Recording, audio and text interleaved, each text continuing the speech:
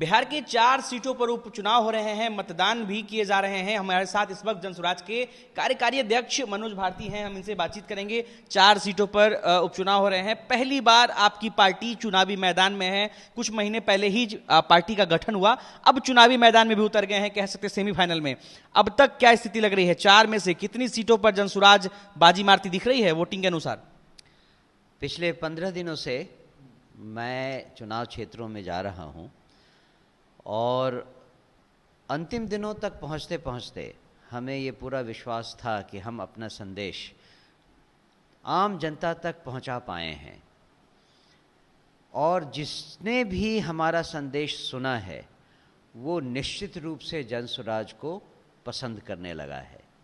इस हिसाब से मुझे पूरा विश्वास है कि 4 के 4 सारी सीटों पर जनसुराज के प्रत्याशी कामयाब होंगे, उन्हें जनता का आशीर्वाद जरूर मिलेगा। देखिए, ये तो चूंकि आप जनसुराज से हैं, आप कार्यकारी अध्यक्ष हैं, तो आप कह रहे हैं कि 4 की 4 सीटों पर चुनाव जीत रहे हैं, लेकिन उन्हीं 4 सीटों पर बीजेपी भी चुनावी मैदान में है, जदयू भी है, आरजेडी भी है, माले भी है। सभी बड़ी पार्टियां हैं जो पिछले कई सालों से बिहार में राजनीति करती आ रही है। तो क्या आपको लगता है कि आपके जो उम्मीदवार हैं वो भी कई सारे ऐसे उम्मीदवार हैं जिनको चुनाव से नामांकन से ठीक पहले बदल करके नॉमिनेशन कराया गया? तो क्या ऐसा लगता है आपको कि इस बार अब चुनावी मैदान में बाजी मार लेंगे 4 सीटों पर?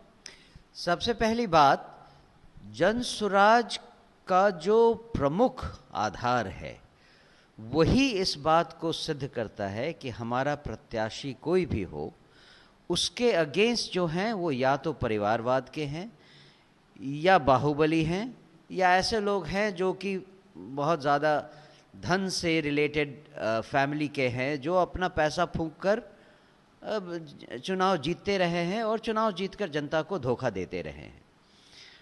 ये सारे लोग जिन जिन पार्टी का आपने नाम लिया, उन सब पार्टी के पास एक बैगेज है, पिछले 25, 30, 35 सालों का एक बैगेज है, जिसमें उन्होंने जनता को के साथ जो किया है, जनता उसे अब समझ गई है जनसुराज पार्टी के संदेश पाने के बाद। तो मुझे नहीं लगता है कि हमारा कैंडिडेट अगर X हो या Y हो उससे कोई फ़र्क पड़ने वाला है। इम्पॉर्टेंट ये है कि जो भी उम्मीदवार जनसुराज पार्टी की तरफ से है वो ज़मीन से जुड़ा हुआ है। चुनाव से पहले आप लोगों ने भी कहा था कि हम लोग ऐसा उम्मीदवार देंगे जो एकदम साफ छवि का होगा, लेकिन आपके भी कई सारे उम्मीदवार हैं जिनके ऊपर केस दर्ज है, FIR दर्ज है, उस पर क्या कहेंगे? वो तो केस आप के ऊपर कोई भी कभी भी दर्ज करवा सकता है। FIR दर्ज करवाना तो किसी भी आदमी का एक तरह से कहिए कि स्वतंत्र अधिकार है, उस पर किसी का जोर नहीं है। लेकिन इम्पॉर्टेंट ये है कि उस आदमी को के ऊपर जो आपराधिक मामले हैं उसमें कोई कन्विक्शन हुई है नहीं हुई है। इम्पॉर्टेंट ये है कि उस आदमी को जनता किस रूप से देखती है। FIR करवाने वाले विरोधी भी हो सकते हैं, लेकिन आम जनता उनको किस नज़र से देखती है।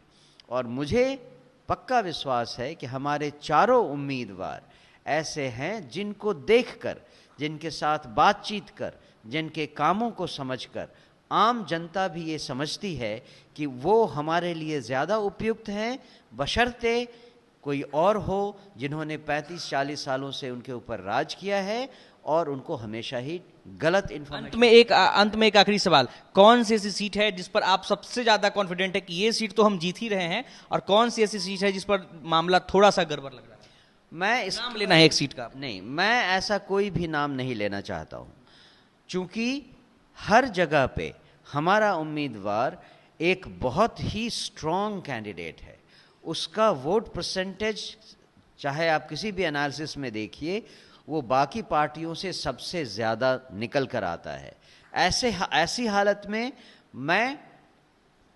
मेरे लिए ये इम्पॉसिबल है ये कहना कि हम यहाँ कमज़ोर हैं या वहाँ हम नहीं जीत रहे हैं। ऐसा मेरे लिए एक गलत एनालिसिस होगी। चलिए, तो देखिए, बिहार में उपचुनाव चल रहा है और उपचुनाव के बीच जनसुराज की तरफ से एक बड़ा दावा किया गया है। जनसुराज के कार्यकारी अध्यक्ष मनोज भारती ने यह दावा किया है कि 4 सीटों पर जनसुराज की जीत होगी। अनिकेत कुमार, बिहार तक, पटना।